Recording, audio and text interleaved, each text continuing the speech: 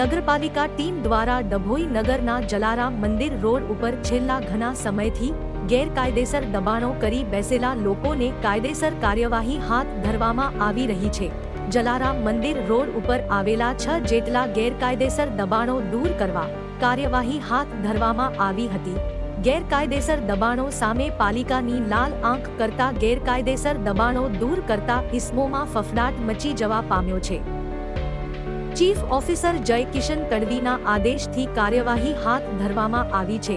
આ પ્રસંગે કોપિન પટેલ, સંજય ઇનામદાર, સુગમભાઈ, ભાવેશ રાણા, મહેશભાઈ સહિત કર્મચારીઓ દ્વારા સ્થળ ઉપર હાજર રહી દબાણ દૂર કરવા કામગીરી કરાવી, જેમાં પોલીસ જવાનોને પણ સાથે રખાયા। પાલિકાએ ગેરકાયદેસર દબાણો દૂર કરવાની કામગીરી હાથ ધરાઈ હતી।